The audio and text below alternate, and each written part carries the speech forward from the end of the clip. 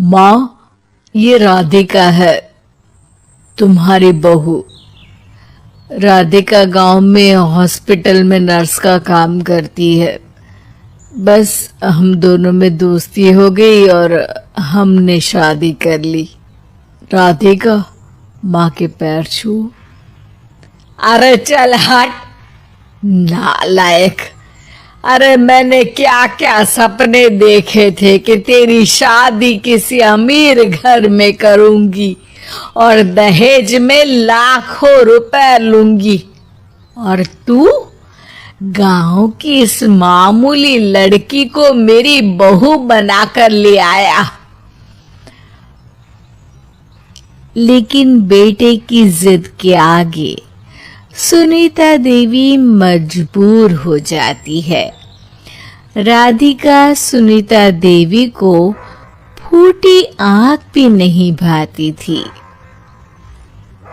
तुम चिंता मत करो भाग्यवान, हम दोनों मिलकर अपनी बहू को इतना सताएंगे कि वो हमसे तंग आकर ये घर छोड़कर चली जाएगी।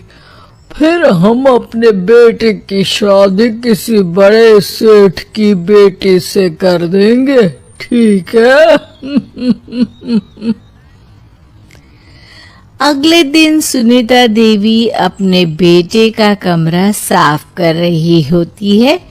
तभी बहू के सामान में उसे एक बड़ी बड़ी मूंछों वाले आदमी की तस्वीर दिखाई देती है और उसके कंधे पर एक बड़ी सी बंदूक टंगी होती है। तस्वीर के नीचे लिखा होता है, डाकू मंगल सिंह। ये किसकी तस्वीर है बहू? ये मेरे पिताजी की तस्वीर है। बस फिर क्या था। ये सुनते ही सुनीता देवी के हाथ पैर कांपने लगते हैं। वो भागती हुई सीधा अपने पति के कमरे में जाती है। अरे गजब हो गया जी, गजब। अरे क्या हो गया भाग्यवान, हमारी बहू एक मशहूर डाकू मंगल सिंह की बेटी है। हे भगवान, अब क्या होगा? क्या कहा? डाकू मंगल सिंह? अरे मर गए रे। सुना है वो तो बड़ा ही खतरनाक डाकू है, मारता ज्यादा है, गिनता कम है। लोग तो लोग, पुलिस वाले भी उसके नाम से कांपते हैं। अरे सुना है वो तो हर हफ्ते 2-4 लोगों का ऊपर का टिकट कटवा ही देता है। हे भगवान, अब हम क्या करेंगे? ये हमारे नालायक बेटे ने कैसी मुसीबत हमारे गले बांध दी। हाँ वो तो है, अगर हमने बहू को जरा भी तकलीफ दी तो उसका बाप मंगल सिंह हमें गोली से उड़ा देगा। अब जो मैं कहता हूँ उसे ध्यान से सुनो। तुम बहू से बिल्कुल घर के काम मत करवाना और ध्यान रहे उसे किसी प्रकार की तकलीफ नहीं होनी चाहिए, समझ गई ना? और ऐसा ही होता है।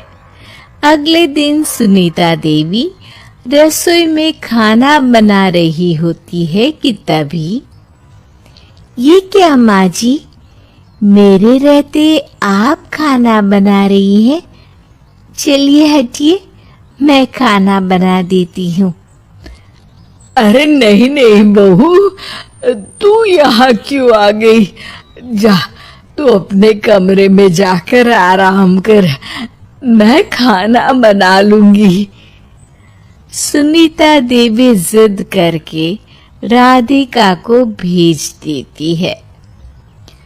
फिर एक दिन, अरे फर्श पर कितनी धूल जमी है। माँ जी देखेंगी तो नाराज हो जाएंगी। मैं अभी यहाँ पोछा लगा देती हूँ। राधिका जैसे ही पोछा लगाने लगती है कि तभी उसके ससुर की नजर उस पर पड़ती है। बंसीलाल भागता हुआ वहां आता है। अरे नहीं नहीं बहू, तुम ये क्या गजब कर रही हो। बहू तो बेटी समान होती है और हम ना अपनी बेटियों से काम नहीं करवाते। तुम आराम से बैठकर YouTube पर किड लॉजिक चैनल की सास बहू की कहानियां देखो। वो लोग ना बहुत अच्छी अच्छी कहानियां बनाते हैं। सच? आप देखते हैं? अरे मैं तो रोज देखता हूँ। शहर की बहू तो मेरी फेवरेट कहानी है। हाँ, ये कहकर बंसीलाल पोछा लगाने लगता है। इस तरह राधिका के सास ससुर सारा दिन उसकी खुशामद में लगे रहते हैं और उसे किसी महारानी की तरह रखते थे। कैसा लगा बहू? पिज्जा टेस्टी तो है ना? अच्छा, मीठे में क्या खाओगी बोलो तो? माँ जी, मुझे तो काजू कतली बहुत पसंद है और उसके बाद एक गिलास लस्सी मिल जाए तो मजा आ जाएगा। ये सुनते ही सुनीता देवी अपने पति को कोहनी मारते हुए कहती है, अरे सुना नहीं, बहू क्या मांग रही है? जल्दी से भागकर बाजार जाइए और सब खरीद कर ले आइए। हाँ हाँ भाग्यवान, अभी जाता हूँ। राधिका की तो 5 उंगलियां घी में थी। वो तो अपने ससुराल में मजे कर रही थी। दूसरी तरफ राधिका की सास उसके लिए कभी नई साड़ी खरीद लाती तो कभी उसके लिए नए गहने बनवा देती। फिर एक दिन डाकू मंगल सिंह अपनी बेटी राधिका से मिलने अपने आदमियों के साथ आता है। उन सबको देखते ही राधिका के सास ससुर डर के मारे कांपने लगते हैं। मर गया रे! डाकू मंगल सिंह तो सच में कितना डरावना दिखता है। ऊपर से इतनी बड़ी बंदूक लेकर घूमता है। कैसे है समधी जी? क्या हुआ?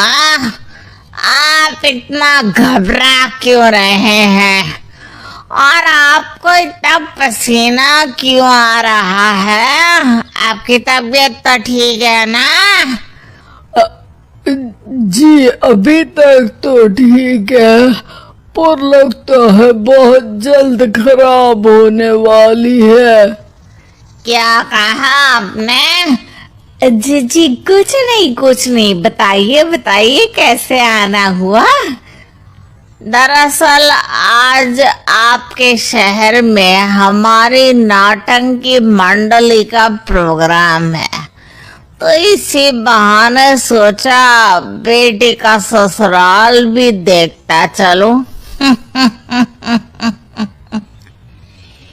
ये सुनते ही राधिका के सास ससुर हैरान हो जाते हैं। क्या कहा? आप नौटंकी में काम करते हैं? हाँ माँ जी, पिताजी डाकू की एक्टिंग बहुत अच्छी करते हैं। उन्हें तो कई अवार्ड भी मिल चुके हैं। और ये बंदूक, ये तो असली लगती है। तभी राधिका के पिताजी अपनी नकली मूछ निकालते हुए कहते हैं, इस मूछ की तरह यह बंदूक भी नकली है। ये तो छर्रे वाली बंदूक है। इससे तो मैंने आज तक चिड़िया भी नहीं मारी।